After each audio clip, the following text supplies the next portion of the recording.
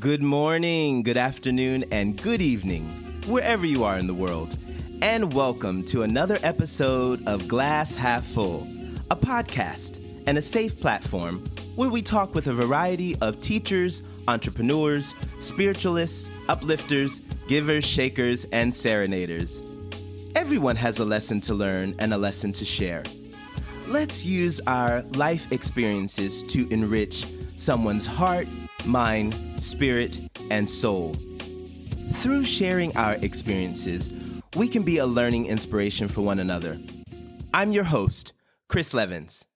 Let's welcome today's guest. Today's guest is Wynn Kelly Charles.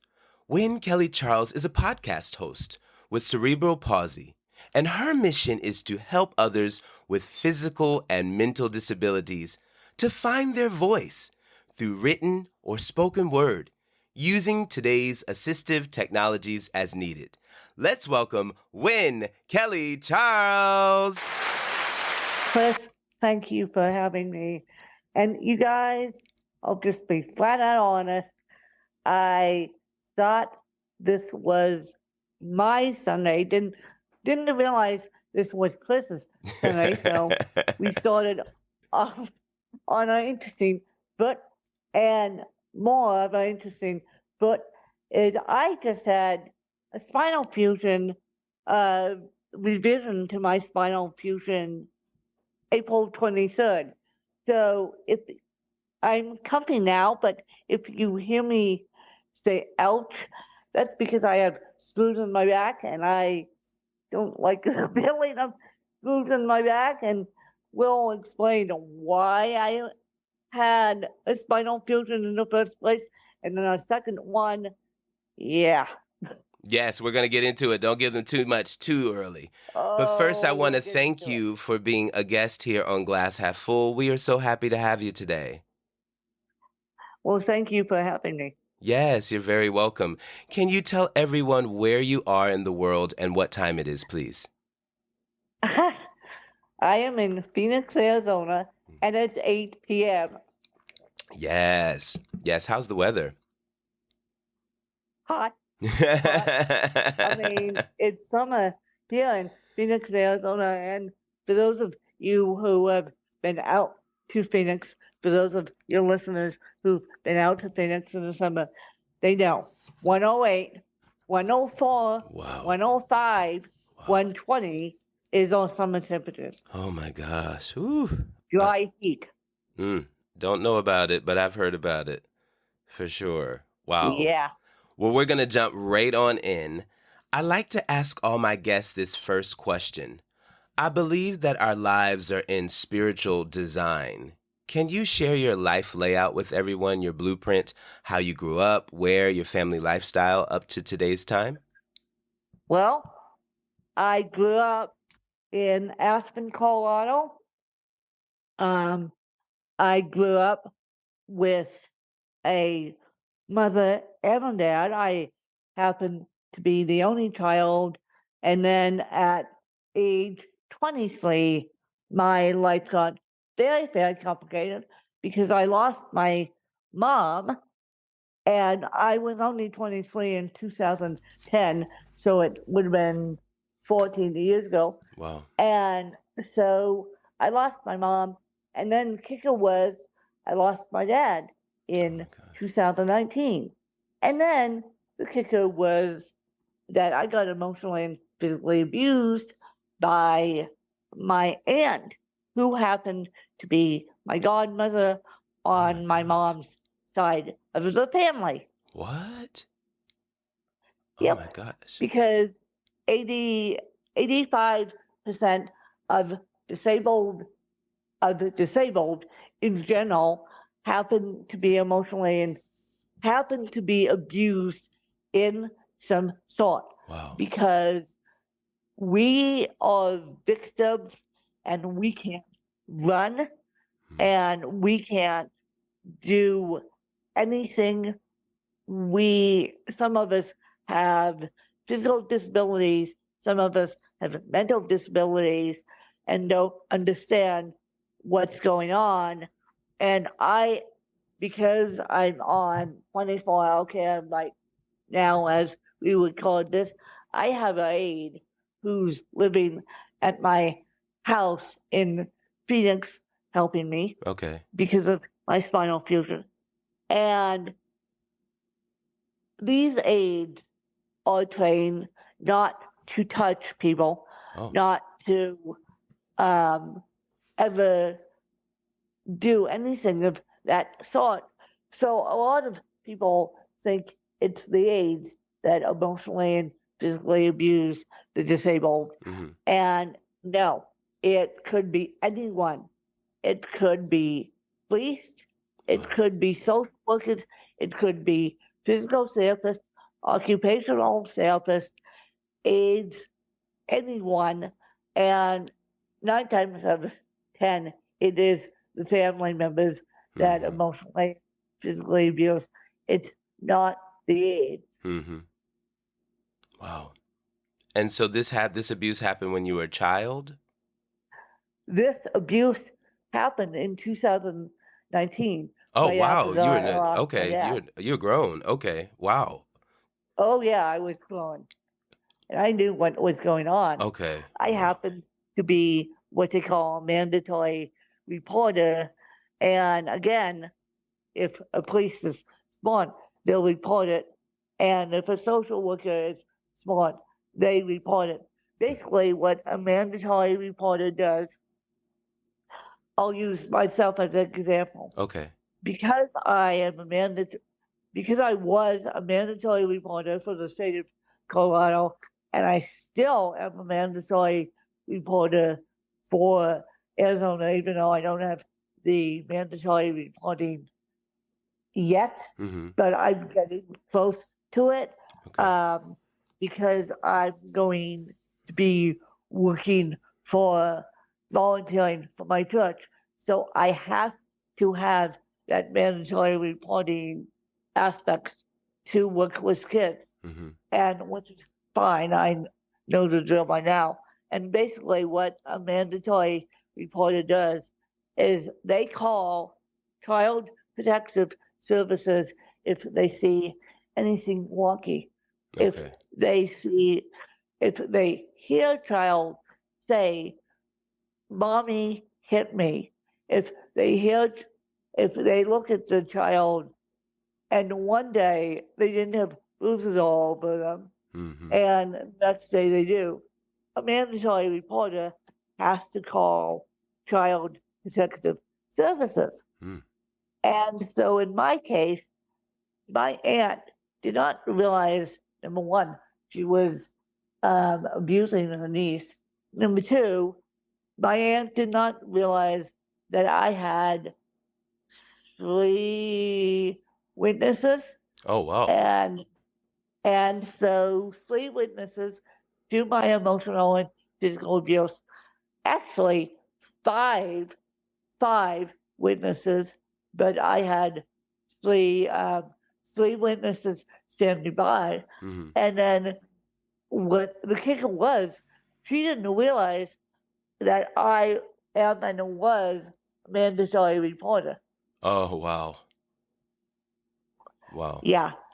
So that put me in a rock and a hard place, because I'm like, great. Now what do I do? You're gonna Do turn I into your call aunt. adult Yeah. protective services myself, or call tell a counselor?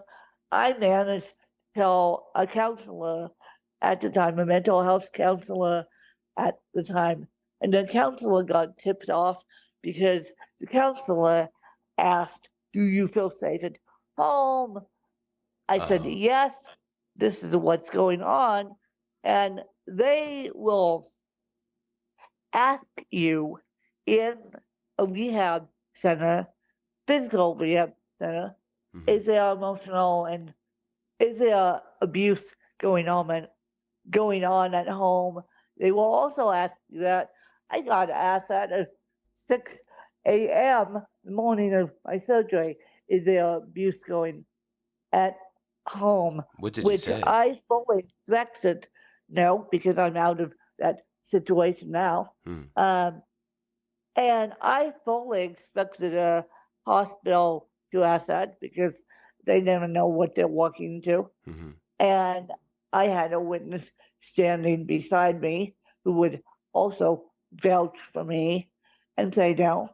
And so but in a physical rehab center, I guess why they ask that is because they're dealing with the elderly. Mm.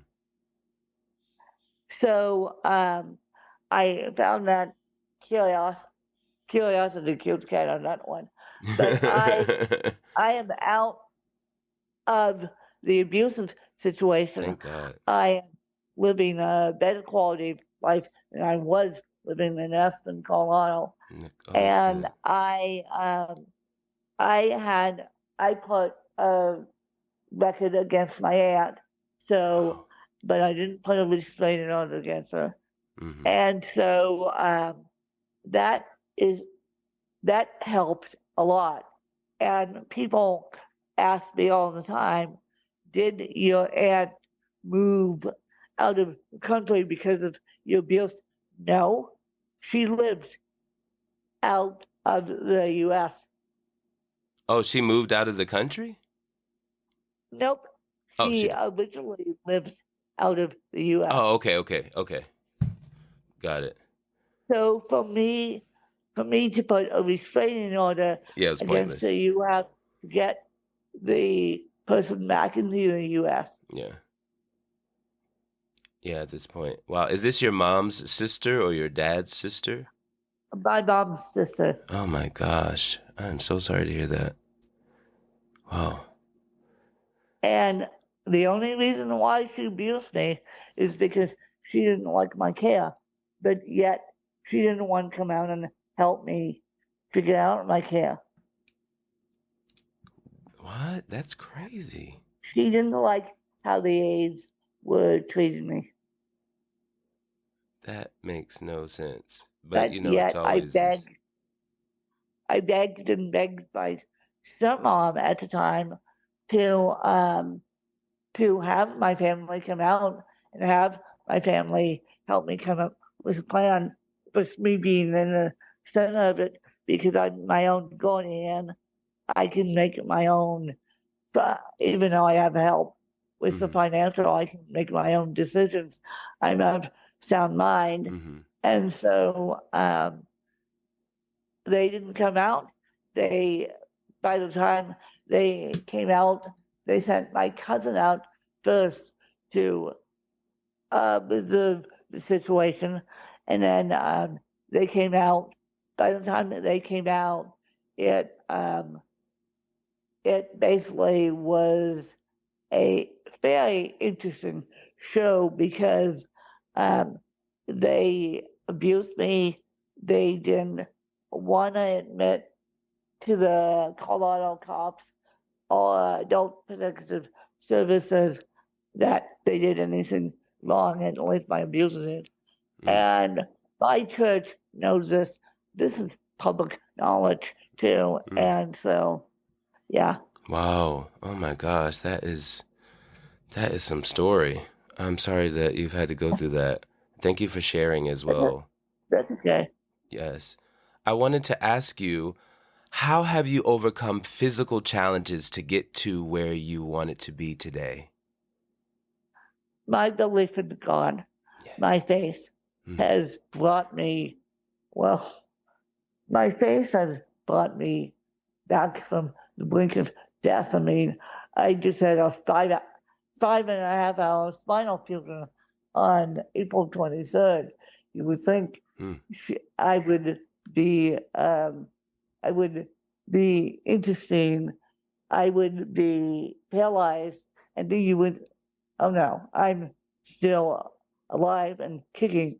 But the interesting thing was, um, and my church totally knew that I was having this back surgery. They also know that I have no family out here. Mm. So they stepped up to the plate and I love took that. care of me spiritually, emotionally, and Mm. not necessarily financially, although they could have. But I'm saying that because they were so good to me that they could have taken care of me financially if I had asked, or at least found me help. But I didn't need it. I needed more spiritual help than they got, and it was so funny because I wake up from I wake up from surgery, and of course I had oxygen mask on my face, not oxygen candle. Oh no, the ones that go up your nose. Oh, Oh okay. no, I have a full-fledged oxygen mask on my face. Oh my And gosh. I wake up from surgery. I realize that I had oxygen mask on my face. And those who know me publicly, and those who know me privately, know that Wynn doesn't like oxygen mask Oh, okay. near her. Wynn doesn't like oxygen mask on her. So I realized that. I also realized that my main condition being cerebral palsy, oh, by the way, cerebral palsy is lack of oxygen injury at birth. I failed to mention that at the beginning. And Oh, so it's the lack of cerebral oxygen, palsy did you say? is lack of oxygen injury at birth. Yes. Oh, okay. Got it. And so for me, I have ataxic spastic cerebral palsy, which creates a lot of tone, meaning my legs get tight very, very easily. Okay. Well, when you put me in surgery for 5 hours and knock me out with the SED, you get an interesting mess in the recovery room. And so I look down, my leg is in full on contraction. Oh And I'm thinking, oh, this is great. I'm thinking, this is either nerve damage or cerebral palsy going into complete overdrive. And I'm like, well, so I start wiggling my feet because I want to make sure that it's not nerve damage just because they're working on my back for 5.5 hours. My God. And so it's not nerve damage, it was cerebral palsy. So my first reaction is, how the heck am I going to get my leg down? Well, that's another whole story in itself.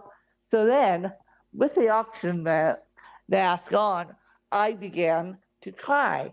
And the head nurse looks at me, and I will never forget it. She goes, "Stop crying." And I'm like, What? "Woman, you," Oh she my literally God. said, "Stop crying." And I'm like, "Woman, you don't understand. I have a 5 hour back surgery. I have tubes coming out of me, two oxygen masks on me, which I don't like." And then she goes, "You're not allowed to have visitors." Well, granted, my church knows they had planned all this for them to come up.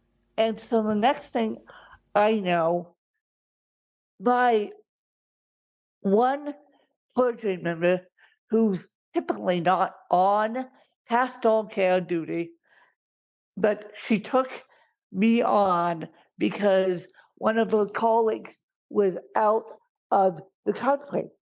And I'm thinking, oh, great. The one who normally does pastoral care is out of the country. And so, what are we going to do now? And so, she is standing, and God knows how she did this. I don't know.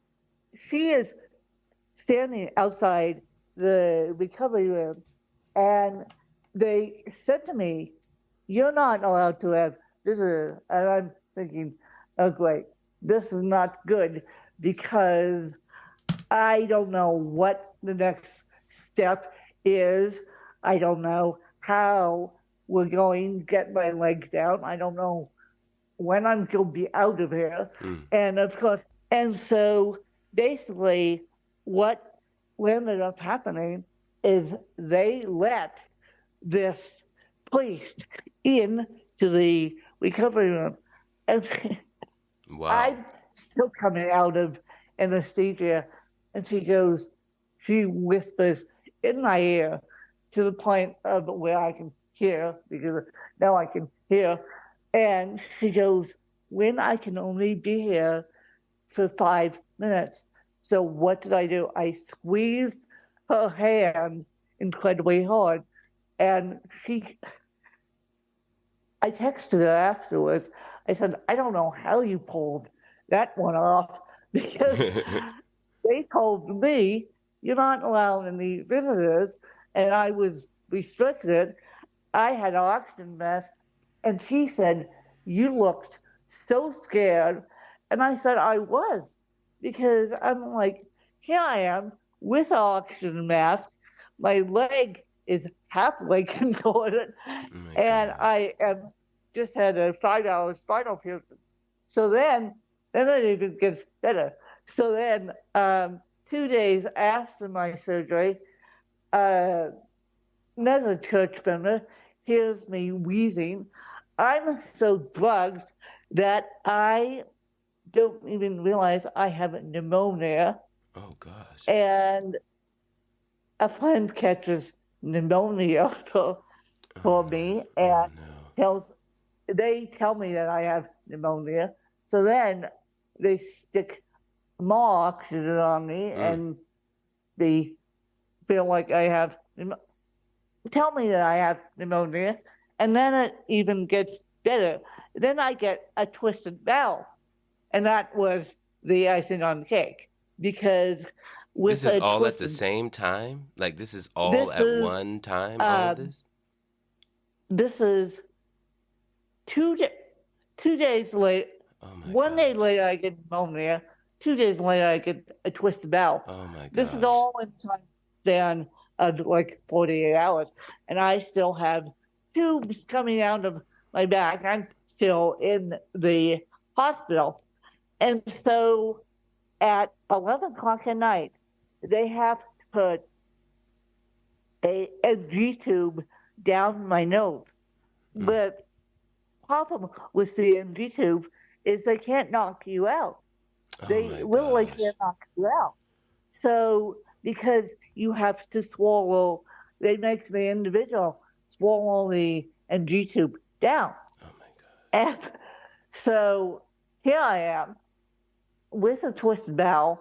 They couldn't figure out why my stomach was so distended. I said, I can't do this, I can't do this, I can't do this. And I was screaming, right? And I'm surprised I didn't wake anyone else up.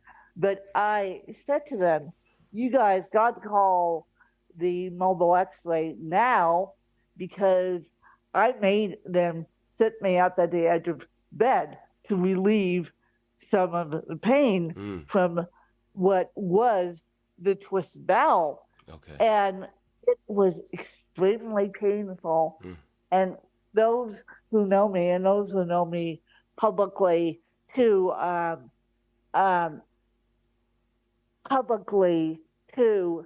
they know that I have a high tolerance pain.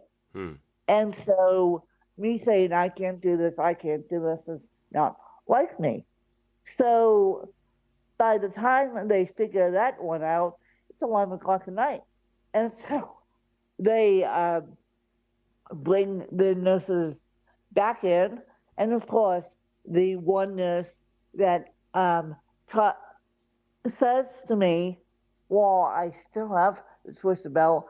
He goes, Win, I don't feel comfortable putting the NG tube down, so I'm going to bring another nurse in. And I'm like, oh, great. Just do something to relieve my pain here. Yeah. And it's not coming from my back. My back is fine. And so my back was always fine after the surgery. Oh, okay. And that's so good. It's because not only was I on heavy pain meds, but also my back was perfectly fine after the surgery. So therefore, my twisted bowel landed me up with a G tube for 2 days and water on a sponge.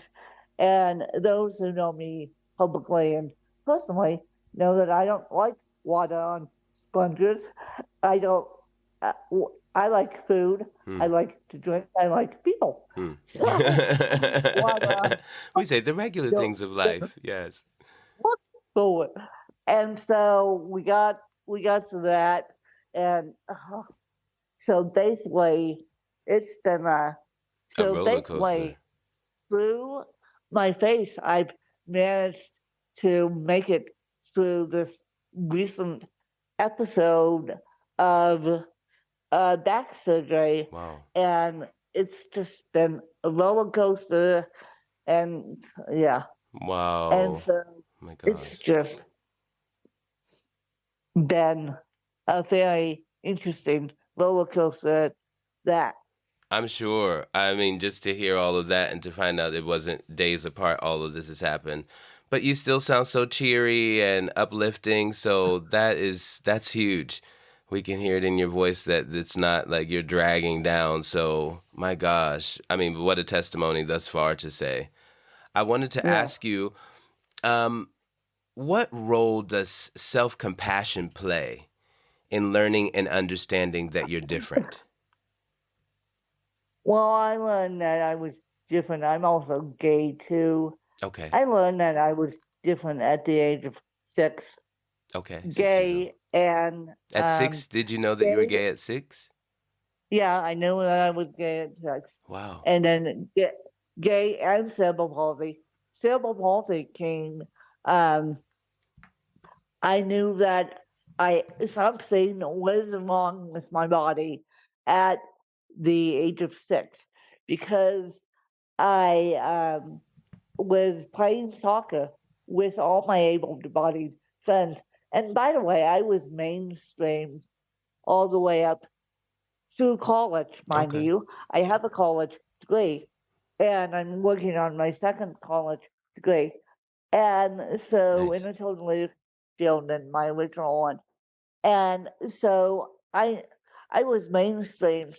So I was the only disabled kid in my class. So the role models that I had growing up were as friends of mine were my peers were able bodied. Hmm. And Okay. so basically what ended up happening is we all went to play soccer on our local soccer team. Hmm. And when I tried to kick ball, the soccer ball, it it went sideways. I almost fell over. So then I Wow. look over to my able-bodied classmates. They go and kick the soccer ball. It goes straight. They don't fall over. So Okay. I'm like, something's wrong with the picture.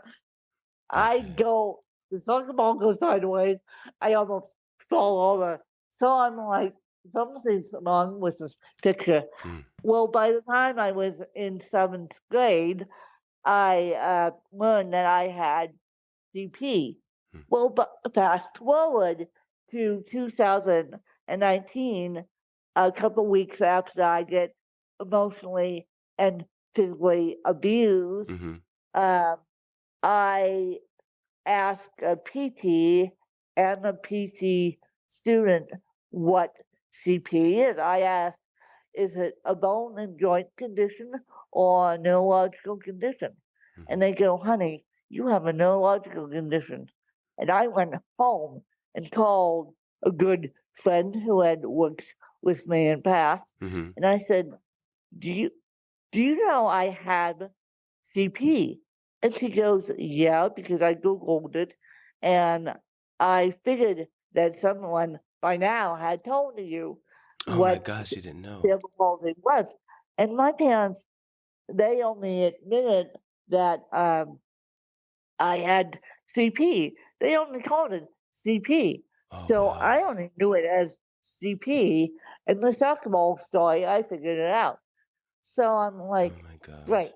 Now I have a neurological condition that can't be fixed, that can be treated but can't be fixed. Mhm. And so I've accepted the neurological condition.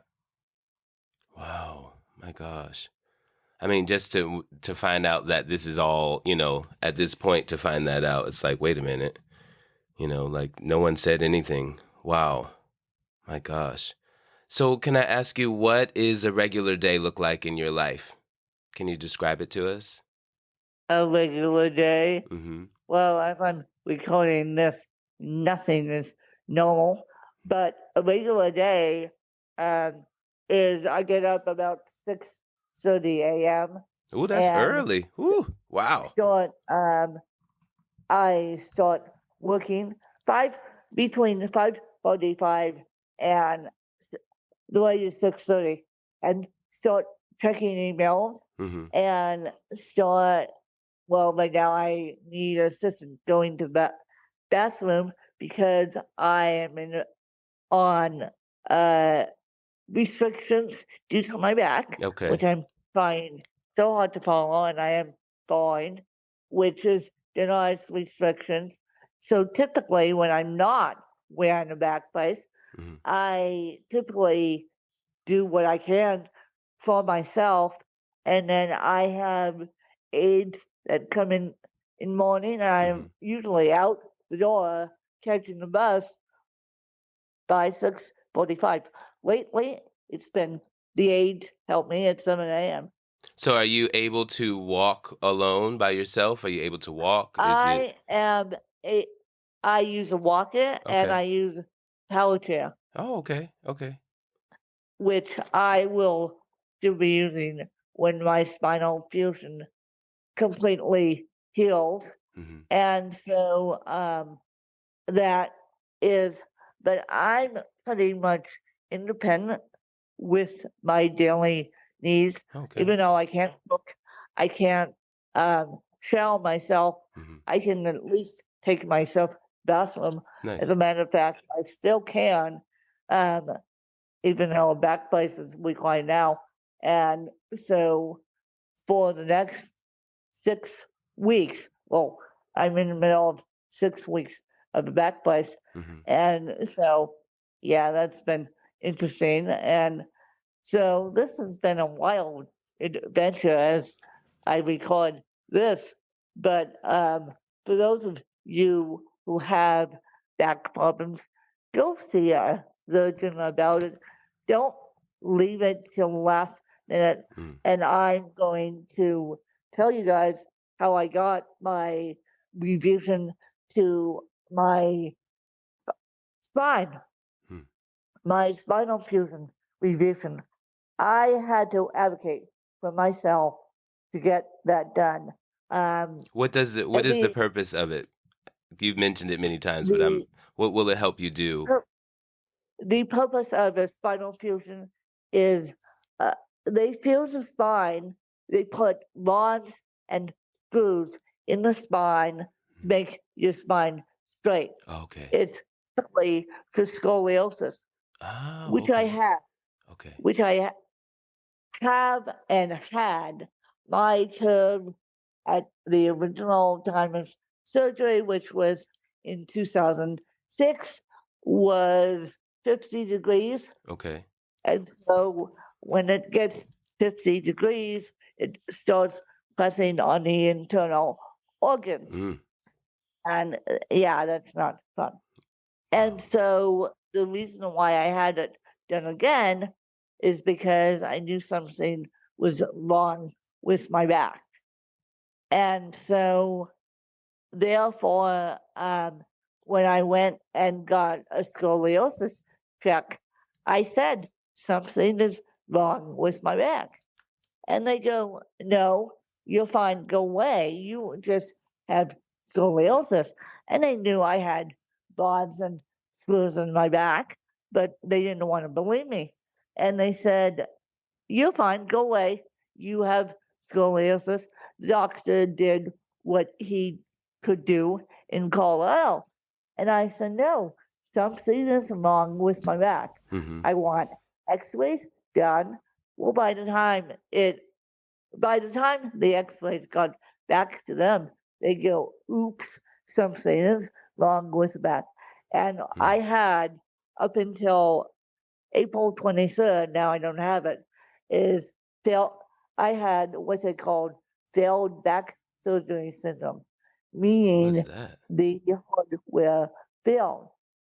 And so I'm the one that caught my own failed my own failed back surgery syndrome. Oh, so you mean this is when you find out that the back surgery you had did not go well? This is when From 2006. Well, I knew back surgery hadn't gone well because they almost killed me. In 2006. I had an allergic reaction to the anesthesia. Oh my And then gosh. they had my spine go dead for 20 minutes, and I landed up 3 days in the ICU, and that was in 2006. So by the time it landed up 2023, and then I said, I know something's wrong with my back because it doesn't feel right. I mean, I'm in and out of pain. I shouldn't be in and out of pain after having a spinal fusion, and my back should be straight. But I'm still in and out of pain. The doctor, the physician's assistant, who didn't know me from a hole in the wall, she knows better now than to say go away. But she didn't know me from a hole in the wall. She said, go away, you're fine. You have scoliosis. The doctor did what he could. And so basically, I'm the one that advocated for my own surgery. It was my decision to have back surgery on April 23rd. And yeah. Do you regret having the surgery? Do I regret it? No. Okay, it's good. painful. It's painful now, but it's going to be good in the long run. No, I don't regret it. Okay, good. It's funny. You're the first person to ask me that publicly. And no, I don't regret it. And so, nice one, Chris. And so, no, I don't regret it. Okay, but that's good. My point being is, if you feel something is wrong with your body, go tell a doctor and go advocate for yourself and bring someone with you to advocate for your own body. Yes. No, you're right. You're right. And just go trust that you know what you're feeling, and if you're still feeling unsure, go and see another doctor. Two opinions never hurts. Yeah. And if it's the same, then they should come out to the same. Definitely. Wow. 2 opinions never hurt. Right. And the one thing I wanted to tell you is, even though I don't use them, we have in Phoenix, Arizona, we happen to have, even though local hospital is good, but we happen to have Mayo Clinic 5 minutes away from my house. And for those of you that don't know, Mayo Clinic is a teaching hospital. So if you have the luxury of getting out to the Mayo Clinic, if you can drive out here, or if you can fly out here, they have the Mayo Clinic in Florida. They have one in Rochester, New York. They have one close to St. Louis. They have one out in Phoenix, Arizona, where I am. So if you need to go to a really, really high teaching hospital, come here. Okay. Because I'm not kidding, thousands and thousands of people use the Mayo Clinic every single day. I'm lucky to have it 5 minutes away from my house. And even though I can't use it, right now, due to my insurance, I am lucky to have access to it. And the Swiss came to us and they needed a doctor who was skilled to come in and look at me from the Mayo Clinic, and I'm sure that they could bring one in. But for those of you who are thinking about, oh, I'm in a small town, I'm outside the US, try and get yourself in the US to a Mayo Clinic, especially out here, because Phoenix, you may think, what? Phoenix, Arizona doesn't have good medical care. Oh, yes, we do. I can. And so try and get yourself inside the US to better medical care. Now I know in Canada that it's free. I don't know about Japan. Chris, Yes, we have great you're health care going here. to We have amazing health care here. free healthcare. So, well, we pay. It's not we pay, Yeah, but everybody's on the same board. Rich, I know you poor. guys. I know you guys do. I know you guys do. You pay in Texas. Yes. I have heard. So the American healthcare system, you guys, I have to fight it all day in, day out. Wow. Despite my disability, they don't give me any breaks with the American healthcare system. And so, yeah, I have to fight it day in, day out. But you have to focus on your body. So my main point being is if you live in a state with free healthcare, use it. Or if you live in a small town in the U.S., get to a bigger city, and I don't care if you have to fly out to Phoenix, Arizona, and or fly to a Mayo Clinic just to see someone and just listen to your body, get the opinions you need, and just do that. No, and it's such good advice. Such good advice. You're right. And thank you for the information about those clinics, too. I'm sure a lot of people don't even know that, but gives a chance for people to have that information to be able to research on that. So thank you for that. I wanted to change a little bit, and I wanted to ask you, is your glass half empty or half full? Oh, my glass is half full. I'm the optimistic person. And you don't know this about me. Yes, yes. Well, I love to ask a question. Everybody always comes up with their interesting answer and their perception about the glass and what's in it and all. I wanted to ask you, do you have any final thoughts for our listeners? Anything that you want to leave us with, or anything you want people to walk away from this episode and thinking about or leaving with us? If you see a person in a wheelchair, don't necessarily talk to the aide behind them. Talk to them. Yes. Wow. No matter if they're physically disabled, mentally disabled, you name it, just talk to them. That's nicely said. That's nicely said. How do you feel that you're treated in the world? From the stranger, from the regular person? The world is not meant for me. Oh. And I say that with love. Okay. And the world is not meant for me, but I show up until people see me. And that's what exactly happened at my church, who is now, and they're still taking care of me. The church family.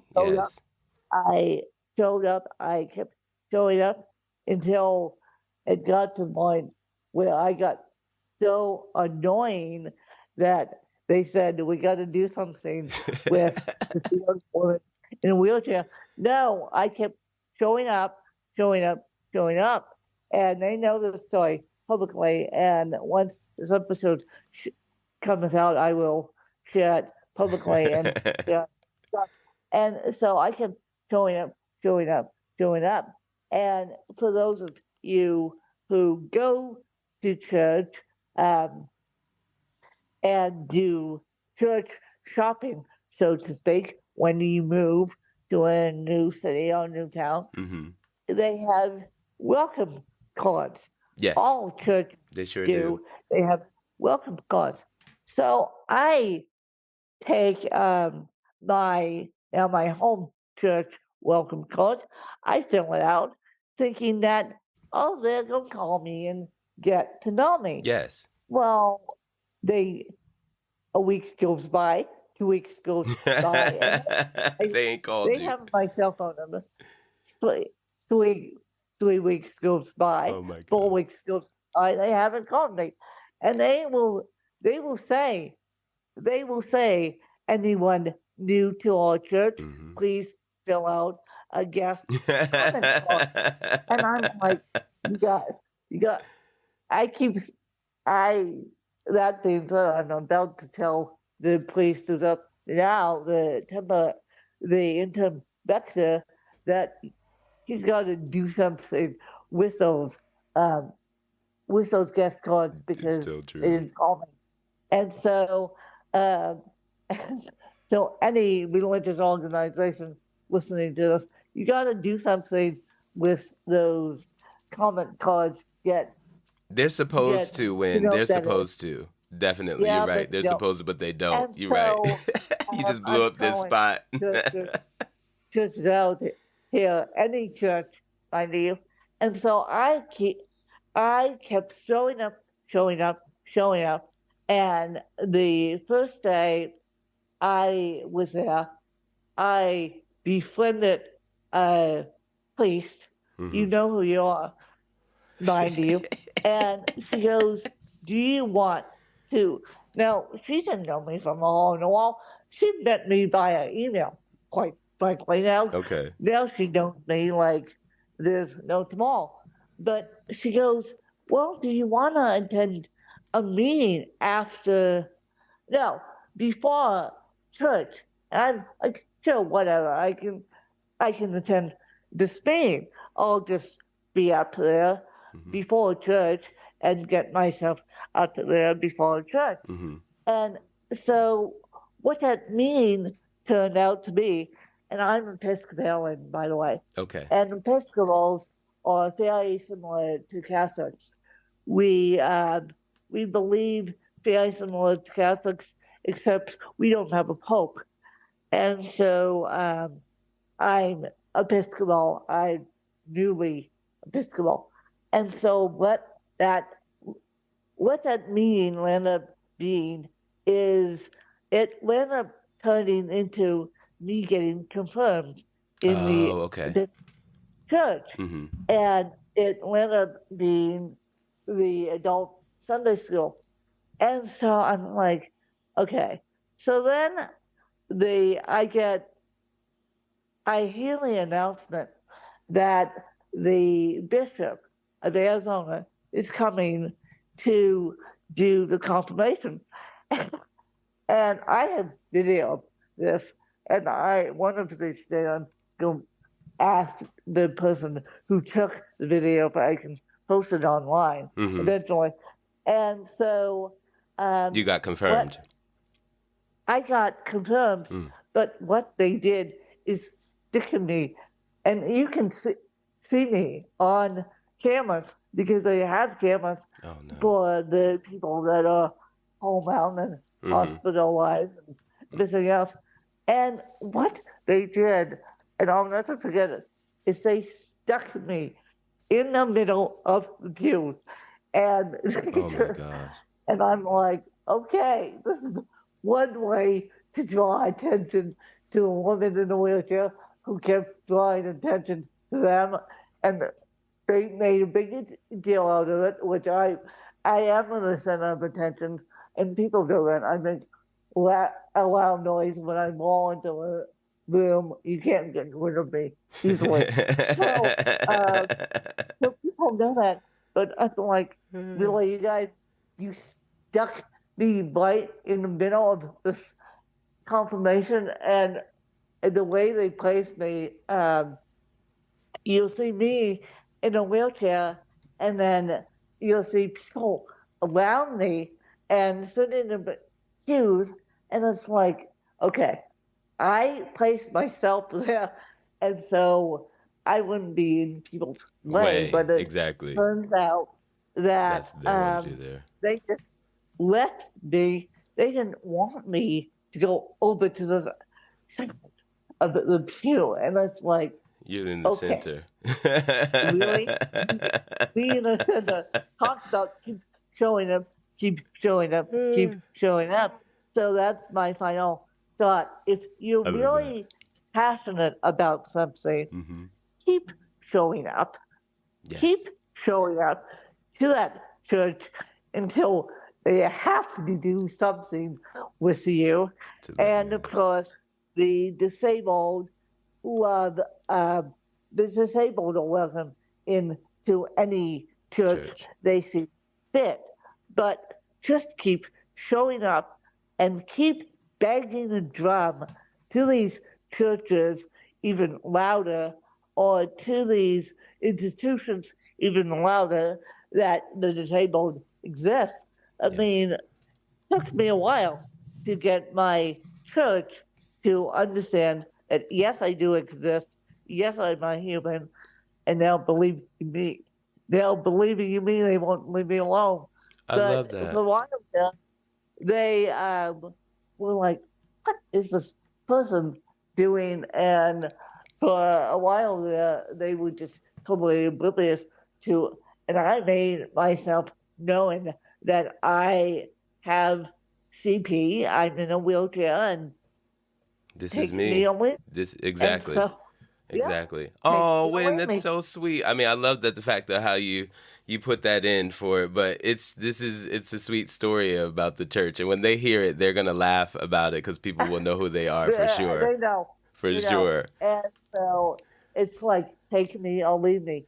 So Yes, like it's rent for sure. those of you who are listening, you kind of have to make yourself be the elephant in the room, Mm-hmm. be Pandora's box, be more the elephant in the room, than sit there and just not let people take advantage of you. You're right. And just sit there and just be present, be engaging, and just make them take you under the wing. This And is it. especially, you ask, with medical care, be your medical advocate if you can. Maybe be a little aggressive if you have to, for sure. For sure. Yeah. When just I just want to, as we come to this close, I wanted to ask you, can you tell everyone how we can reach you? Can you give us your information before we close out? Just Google my name. Okay. Or Well, all of Google- that will be, of course, with this episode, but Yeah. they'll be able to Yeah. find all of your Just information. Google my name. Yes. It's easily. And then if you Google Win at Life, that is my podcast. Excellent. And it should be found in all podcast plans, including smart speakers. Yes. And so, And that information will be listed here as well, for sure. We want to thank you so much for your time and taking this time out to just share with us and just give your opinion about things. It was such a wonderful interview and very enlightening as well. So thank you so much for being a guest here on Glass Half Full. Thank you. We're so happy so to have had much. you today. Yes, you're so welcome. Thank you. Awesome. You have a great and wonderful day. Thank you for your time. I will. Thank you. Bye-bye. Hello, listeners of Glass Half Full. Thank you for tuning in to another inspiring episode of our podcast. I'm your host, Chris Levins, and I want to express my gratitude to each and every one of you for being a part of our supportive community. Remember, Glass Half Full is not just a podcast. It's a safe platform for everyone to share their life experiences. Your stories and voice matter, and we appreciate you for being here with us. If you enjoyed today's episode and want to stay updated with our future content, please subscribe, follow, and rate our podcast on Apple Music, Spotify, and YouTube. Your support means the world to us, and it helps us reach even more listeners who can benefit from these valuable life experiences. As we wrap up this episode, always keep in mind, you are blessed. No matter the challenges you face, there's a reservoir of strength within you. Until next time, stay positive. And remember, the glass is always half full. See ya!